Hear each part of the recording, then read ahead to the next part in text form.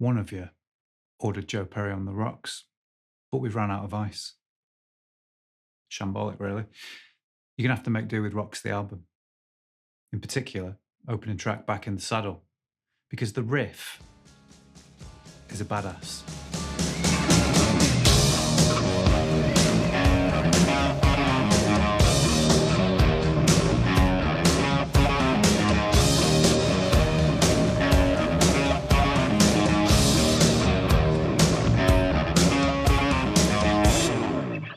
I put this song on every time I get in the car. Every time. So, example, I need to nip to Aldi to get a bottle of milk, get in the car, back in the saddle, off we go. Get to Aldi, nip out, milk, back in the saddle, on again, full volume. Nothing else sets you up for a drive like this song. Obviously, if you're doing a lot of short distance, you might get tired of it, but not me. So apparently, the song was written by Perry and Tyler. And apparently, I'm going to say apparently again because it's my new favorite word, apparently. It was written on 6-string bass, which explains why it took me a minute to try and figure out how I was going to play this riff without tuning my guitar strings so slack that they were like shoelaces, untied shoelaces. But yeah, we're going to be playing around with something cool today. I've got my Fractal set up and I'm using the pitch block and something very, very cool called Virtual Capo. I've actually used this live instead of tuning this guitar to E flat just for one song. And it's pretty clever. A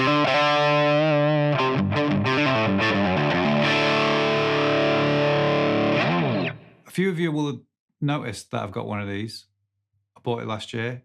I haven't made a video on it. Don't ask me why. I've been having a lot of fun with it. That's probably why. But it is probably the best thing I've ever bought. And all of the tone compliments from you lot, Fractal FM9. So I guess what we're saying is you can take your tube amp, shove it up your crack. Don't. It'll hurt, believe me. I've tried it. But yeah, we're going to be using the pitch block because there's something on it called Virtual Capo. So I'm just in drop D. We're going to learn the riff in drop D, how I think it's played to match the record, and then I'll show you how cool the Virtual Capo is on the Fractal FM9. First part goes like this.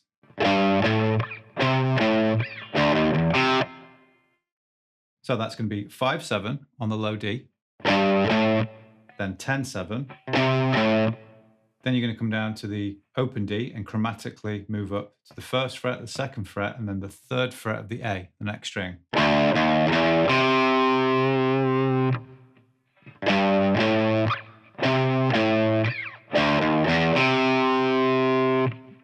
little bit of alternate picking in there. Next part goes like this.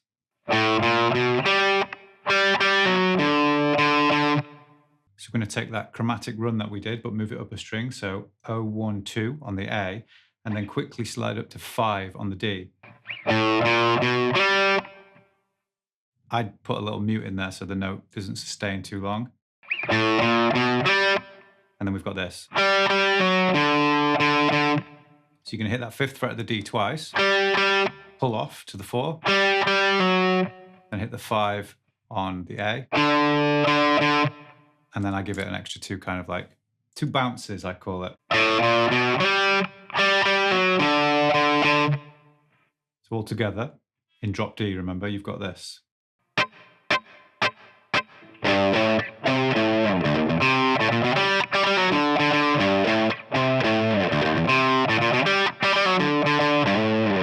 Don't play the drop D version over the track. It'll sound terrible. It'll sound like when Jimmy Page puts that extra third in the middle of Black Dog above the main riff and everyone goes, what's going on? I mean, it sounds cool, that does. I'm not ripping it. I love it. But not in this. Terrible. So what we're going to do is going to head on down to my Fractal FM9 and I've got my little pitch block set up. Here you can see we've got the pitch block and I'm going to activate that. I'm going to click on edit. Here you can see that we've got this thing called Virtual Capo. Now I go over to the next page, which gives me configuration options, and there's a shift dial here, which I'm going to dial down 1, 2, 3, 4, 5, 6. I've got my pitch tracking set to fast because it's a fast riff. And now it sounds like this.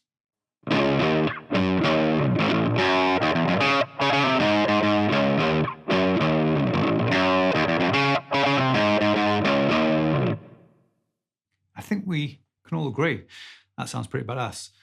Just by shifting down -6 on virtual capo on my Fractal, it's way easier going out and buying a 6-string bass or a baritone. Maybe it's not as fun in the long run, but it's quicker, a lot cheaper. And yeah, it sounds mint. I say it sounds mint. Where it doesn't sound mint is if you sat in this room. If you're me, it sounds awful. I've got Fractal, virtual capo coming out of the monitors, 6 semitones down, and then I've got my strings here rattling around in drop D. Let me leave this on, have a listen, see what you think now.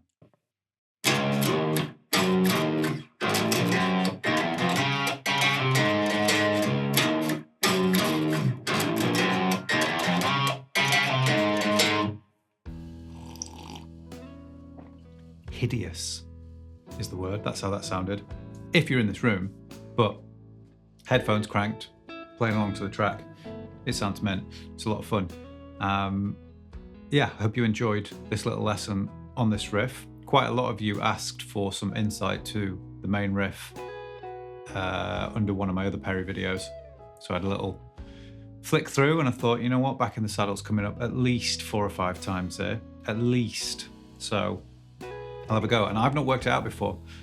Got the album on vinyl, as you've seen, but I'd not worked it out. It's weird, isn't it? I'm sure a lot of you are the same, or maybe it's just me. There's so many like songs that I love that I just haven't sat down to work out over the years.